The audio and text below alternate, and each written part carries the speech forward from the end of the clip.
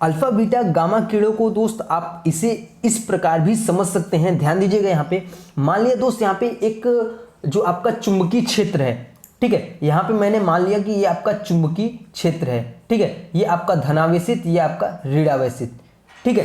तो हमारा जो किरण है, मैंने क्या किया, यहाँ पे चुंबकीय क्षेत्र से जो किरणें, बैकुलर किरणें हैं, उसे हम क्या करेंगे, चुंबकीय क्षेत्र से यहाँ पे गुजारेंगे, ठीक है। तो गुजारने के बाद जो हमारा धनावेशित प्लेट की ओर घूम जाएगा, ठीक है, धनावेशित प्लेट की ओर जो घूमेगा वो हमारा क्या कहलाएगा, बीटा किरणें। जो हमारा ऋणावेशित प्लेट की ओर घूम जाएगा वो क्या कहलाएगा, आपका अल्फा किरणें। और जो हमारी सीधे निकल जाएगी वो कहीं नहीं घूमेंगी, जो सीधे निकल जाएगी वो हमारी गामा किरणें कहलाएगी। तो आशा करते हैं दोस्त आपको अल्फा, बीटा और गामा किरणें बहुत ही अच्छी तरीके से समझ में आ गया। चलते हैं दोस्त हम अपने नेक्स्ट पॉइंट की ओर, ठीक है। तो हमारा नेक्स्ट जो पॉइंट है अल्फा किरणों के गुण। तो इसका जो हम प्रॉपर्टीज आपको बताएंगे, इसे आप लोग नोट डाउन करते हुए ही चलिएगा, क्योंकि दोस्त बहुत से इंपॉर्टेंट क्वेश्चन एंट्रेंस एग्जाम में आपको इन्हीं पॉइंटों में से देखने को मिल जाएगा। तो सबसे पहले हम बात करते हैं अल्फा किरणों के गुण। तो पहला इसका गुण है, फर्स्ट इसका गुण है, प्रॉपर्टीज है, ये किरणें चुंबकीय व विद्युत क्षेत्र से विक्षेपित हो जाती हैं, ठीक है। और इनके प्रत्येक कण पर 2 इकाई का धनावेश होता है। जो आपका अल्फा किरणें होती हैं, इनके प्रत्येक कण पर 2 इकाई का धनावेश होता है, ठीक है। सेकेंड आपका वेरी वेरी इंपॉर्टेंट इनका जो गुण है, इन किरणों की भेदन क्षमता कम होती है। अब एंट्रेंस एग्जाम में आपको क्वेश्चन भी आएगा कि किसकी भेदन क्षमता कम होती है, तो आप वहां पे बताएंगे अल्फा किरणों की भेदन क्षमता कम होती है, ठीक है। ये आपका 0.1 mm मोटाई की पन्नी से भी पार नहीं हो पाती, यानी कि इनकी भेदन क्षमता इतनी कम होती है कि 0.1 mm की अगर आपको पतली झिल्ली यानी कि पतली पन्नी हो कोई भी पारदर्शी, तो उससे भी ये आपका पार नहीं कर पाती है, ठीक है। तीसरे दोस्त यहाँ पे इंपॉर्टेंट गुण की बात करते हैं, गैसों की आयनित करने की क्षमता बहुत ही अधिक होती है। अल्फा किरणों का जो गैसों की आयनित करने की क्षमता होती है, ये आपका बहुत ही ज्यादा होती है। और इनका जो वेग होता है, इनका जो वेग होता है प्रकाश के वेग का 1/10, ठीक है, कितना, 1/10 गुना होता है प्रकाश के वेग के, ठीक है, अल्फा किरणों का जो वेग होता है। नेक्स्ट अगला यहां पे गुण की बात करते हैं। तो चौथा गुण है, इंपॉर्टेंट है, ठीक है, प्रत्येक कण का द्रव्यमान हाइड्रोजन परमाणु का 4 गुना होता है, ठीक है। ये क्वेश्चन दोस्त हम आपको जब न्यूमेरिकल कराएंगे तब आपको इसकी प्रॉपर्टीज वहां पे देखने को मिलेगी, ठीक है। तो इसे आप लोग बहुत ही अच्छी तरीके से समझिएगा। आपका फोर्थ यहाँ पे प्रॉपर्टीज है, प्रत्येक कण का द्रव्यमान हाइड्रोजन परमाणु का 4 गुना होता है, अर्थात प्रत्येक कण 2 प्रोटॉन तथा 2 न्यूट्रॉन का बना होता है। अतः जो हमारा अल्फा कण हीलियम का नाभिक होता है वो क्या होता है, यहाँ पे आप लोग समझने की कोशिश करिएगा।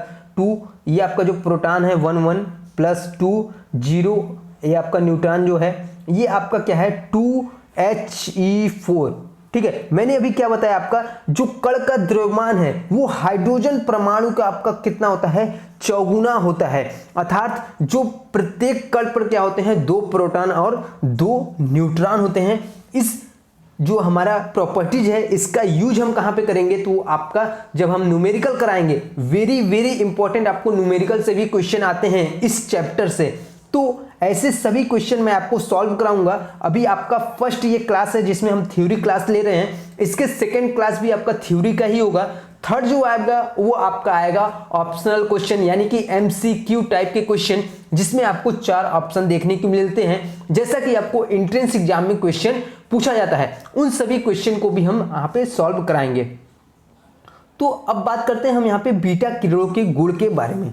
तो सबसे पहला बीटा किरण का यहाँ पे गुण है, फर्स्ट नंबर पे दोस्त बात करते हैं, पहला गुण है ये चुंबकीय तथा विद्युत क्षेत्र से विक्षेपित हो जाती है और प्रत्येक कण पर इकाई धनावेश होता है, यानी कि एक धनावेश होता है प्रत्येक कण पर, जबकि जो अल्फा किरणें होती हैं इसमें आपका 2 इकाई का धनावेश होता है, ठीक है, कितना होता है 2 इकाई का धनावेश होता है। बीटा किरणों पे कितना होता है, वो आपका इकाई ऋणावेश होता है। ठीक है, क्या होता है दोस्त, इकाई ऋणावेश होता है। वेरी वेरी इंपॉर्टेंट, इसे आप लोग समझने की जरूर कोशिश करिएगा। नेक्स्ट अगला यहाँ पे गुण की बात करते हैं। सेकंड है गैसों की आयनित करने की क्षमता अल्फा किरणों से कम होती है। ठीक है, अगर बात करें कि जो गैसों की आयनित करने की क्षमता सबसे अधिक किस में होती है, तो वो आपकी अल्फा किरणों में होती है, उससे कम आपका बीटा किरणों में होता है, और सबसे कम आपका किस में होता है, गामा किरणों में। यानी कि होता ही नहीं, बिल्कुल ना के बराबर उसमें आपका गैसों को आयनित करने की क्षमता। ठीक है, अगला हम यहाँ पे बात करते हैं तीसरे पॉइंट पे। तो तीसरे पॉइंट पे इनका जो वेग होता है वो प्रकाश के वेग के बराबर होता है। ठीक है, जो प्रकाश का वेग होता है वही हमारा बीटा किरणों का भी वेग होता है। ठीक है, वेरी वेरी इंपॉर्टेंट, इसे भी आप लोग ध्यान दीजिएगा। अगला दोस्त यहाँ पे चौथा आपका पॉइंट है, इनकी जो भेदन क्षमता होती है वो अल्फा किरणों से अधिक होती है। ठीक है, इनकी भेदन क्षमता अल्फा किरणों से अधिक होती है, और सबसे अधिक किसकी होती है, तो वो आपका गामा किरणों की होती है। अभी मैं आगे आपको बताऊंगा गामा किरणों का गुण। तो नेक्स्ट हम देखते हैं यहाँ पे हमारा अगला पॉइंट है गामा किरणों के गुण। ठीक है, फर्स्ट यहाँ पे गुण की बात करते हैं। पहला गुण है गामा किरणों का, इनका स्वरूप तरंगों के समान होता है। जो आपको देखने को लगेगा ये बिल्कुल ही आपका जो इनका स्वरूप, एक तरफ से रूपरेखा कह सकते हैं, तो ये इनकी रूपरेखा जो होती है वो तरंगों के समान ही होती है। न तो इसमें द्रव्यमान होता है और न ही कोई आवेश होता है। ठीक है, जो गामा किरणें होती हैं इनमें न तो आपका द्रव्यमान होता है और न ही कोई आवेश होता है। ये आपका एक स्वरूप तरंगों के ही बिल्कुल समान होती है। ठीक है, नेक्स्ट अगला यहाँ दूसरी पॉइंट पे यहाँ बात करते हैं। दूसरा है इनका भेदन क्षमता सबसे अधिक होता है। ध्यान दीजिएगा, गामा किरणों की भेदन क्षमता सबसे अधिक और अल्फा किरणों की भेदन क्षमता सबसे कम। ठीक है, ये आपको एंट्रेंस एग्जाम में भी क्वेश्चन पूछा जाता है कि सबसे अधिक भेदन क्षमता किस में होती है, तो वो आपका गामा किरणों में होती है। सबसे कम किस में होती है, तो वो आपका अल्फा किरणों में होती है। जितना आपका थ्योरी बता रहा हूं उसी में से आपको क्वेश्चन एंट्रेंस एग्जाम में भी पूछे जाएंगे और पूछे जाते हैं। ठीक है, तो इसलिए सभी आप लोग एक एक क्वेश्चन को अच्छी तरीके से नोट डाउन करते हुए ही चलिएगा। तो भेदन क्षमता की यहां पे बात करें, मैंने आपको बताया कि 0.1 mm जो आपका अल्फा किरणें हैं, ये आपका 0.1 mm जो पतली परत है, पतली पन्नी है, उसको भी भेद नहीं पाती है। ठीक है, यानी कि आपका भेदन क्षमता बहुत ही कम होता है, और इसका जो होता है वो आपका 30 mm, ठीक है सॉरी 30 सेंटीमीटर मोटी चादर को भी ये आपका आसानी से भेद देती है, जो आपकी गामा किरणें होती है। नेक्स्ट अगला यहाँ पे इंपॉर्टेंट पॉइंट पे बात करते हैं। तीसरा है ये किरणें चुंबकीय या विद्युत क्षेत्र से विक्षेपित नहीं होती है। जबकि आपका कौन कौन विक्षेपित हो जाती हैं, अल्फा किरणें और बीटा किरणें, ये आपका चुंबकीय क्षेत्र या विद्युत क्षेत्र से विक्षेपित हो जाती हैं, जबकि गामा किरणें विक्षेपित नहीं होती हैं।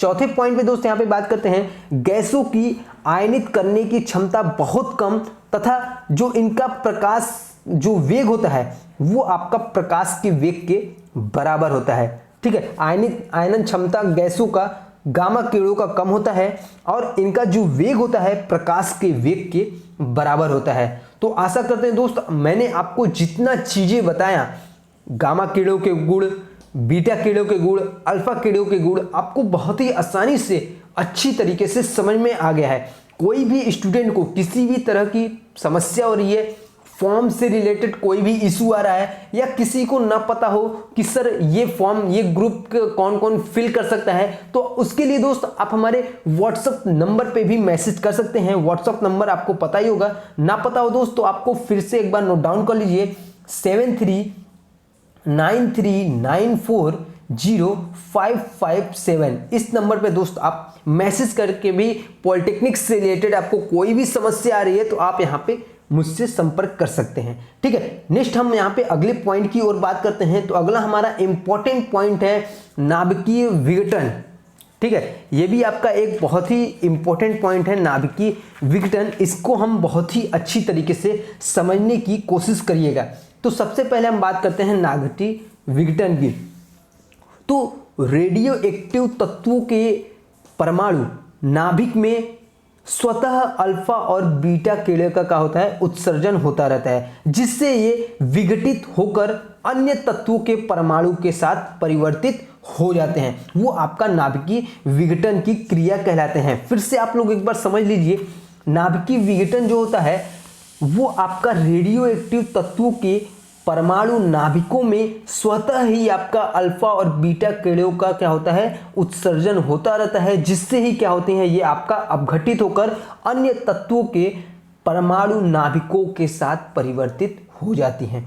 जैसे अगर हम बात करें अल्फा कणों का उत्सर्जन, ठीक है, ये जो हम आपको बता रहे हैं अल्फा कणों का उत्सर्जन, और अभी बताएंगे बीटा कणों का उत्सर्जन और गामा कणों का उत्सर्जन, ठीक है। तो इन टॉपिक आपका जो है ये आपका न्यूमेरिकल से रिलेटेड वेरी वेरी इंपॉर्टेंट है। जितने भी आपका न्यूमेरिकल मिलेंगे इसी बेस पे मिलेंगे। अल्फा कणों का उत्सर्जन से रिलेटेड आपको वेरी इंपॉर्टेंट क्वेश्चन यहाँ पे देखने को मिलेंगे, जो कि एंट्रेंस एग्जाम में पूछे गए क्वेश्चन हैं, ठीक है। तो सबसे पहले हम बात करेंगे अल्फा किरणों का उत्सर्जन। तो किसी रेडियो एक्टिव तत्व के नाभिक से एक अल्फा कण के उत्सर्जन से जो नया तत्व बनता है उसके परमाणु द्रव्यमान में 4 इकाई तथा परमाणु संख्या में 2 इकाई की कमी आ जाती है। ध्यान दीजिएगा, मैंने आपको क्या बताया अभी, जो आपका अल्फा कण का उत्सर्जन होता है वो आपका किसी रेडियो एक्टिव तत्व के नाभिक से एक अल्फा कण के उत्सर्जन से जो हमारा नया तत्व बनता है उसके परमाणु द्रव्यमान में, जो भी नया तत्व बनेगा उसके परमाणु के द्रव्यमान में 4 इकाई का और परमाणु संख्या में 2 इकाई की कमी आ जाती है, ठीक है। जैसे हम बात करें यहाँ पे रेडियम की बात करते हैं, आर्य की दोस्त यहाँ पे बात करते हैं, ये आपका 88 हो गया, ये आपका परमाणु क्रमांक हो गया। द्रव्यमान की बात करते हैं 226 आपका द्रव्यमान हो गया, ठीक है। ये आपका यहाँ पे क्या किया, मैं यहाँ पे एक अल्फा कण उत्सर्जित कर रहा है, ठीक है, माइनस का यहाँ पे लगा रहे हैं क्योंकि यहाँ पे अल्फा कण आपका क्या है, उत्सर्जित कर रहा है। तो जो आपका उत्सर्जित करने के बाद ये क्या हो जाएगा, ये आपका 2 कम हो जाएगा, 2 कम हो जाएगा तो क्या हो जाएगा, ये आपका 86 हो जाएगा। मैंने क्या बताया, परमाणु क्रमांक में 2 की कमी आ जाएगी और परमाणु द्रव्यमान में 4 की कमी आ जाएगी, तो ये आपका 86 हो गया। 86 आपका क्या होगा, ये आपका रेडान हो जाएगा, ठीक है, Rn हो जाएगा। और इसका जो परमाणु द्रव्यमान है 226 था, अब क्या हो गया, 4 की कमी आ जाएगी तो कितना हो जाएगा, 200 आपका यहाँ पे 22 हो जाएगा। प्लस में यहाँ पे आपका बन जाएगा 2He4। अभी मैंने आपको स्टार्टिंग में बताया था, क्या बताया था, कि जो आपका गुण बताया था अल्फा किरणों का गुण, ठीक है, उसी के कारण 2He4, यानी कि आपका 2 की कमी आ जाएगी परमाणु क्रमांक में और द्रव्यमान में आपकी 4 की कमी आ जाएगी। आशा करते हैं दोस्त आपको समझ में आ गया अल्फा कणों का उत्सर्जन, ठीक है। अब हम नेक्स्ट बात करते हैं बीटा कणों का उत्सर्जन। तो बीटा कणों का उत्सर्जन आप समझने की कोशिश करिएगा। किसी रेडियोएक्टिव तत्व के नाभिक से एक बीटा कण के उत्सर्जन से जो भी आपका नया तत्व बनता है उसके द्रव्यमान में कोई भी परिवर्तन नहीं होता है, परंतु परमाणु संख्या में 1 इकाई की वृद्धि हो जाती है। ध्यान दीजिएगा, वेरी इंपॉर्टेंट है ये आपका, जो मैंने अभी आपको बताया कि जो आपका ये मैं बता रहा हूं, ये आपको न्यूमेरिकल टाइप के जितने भी क्वेश्चन मिलेंगे उसमें आपको देखने को मिलेंगे कि अल्फा किरणों का जो उत्सर्जन और बीटा कणों का जो उत्सर्जन है और गामा किरणों का उत्सर्जन, इससे रिलेटेड आपको क्वेश्चन एंट्रेंस एग्जाम में भी पूछे जाते हैं। तो इसे आप अच्छी तरीके से समझने की कोशिश जरूर करिएगा। तो बीटा कणों का उत्सर्जन क्या मैंने बताया कि किसी रेडियोएक्टिव तत्व के नाभिक से एक बीटा कण उत्सर्जन से जो आपका नया तत्व बनता है उसके द्रव्यमान में कोई भी परिवर्तन नहीं आती है, परंतु जो उसका परमाणु क्रमांक होता है उसमें 1 इकाई की वृद्धि हो जाती है।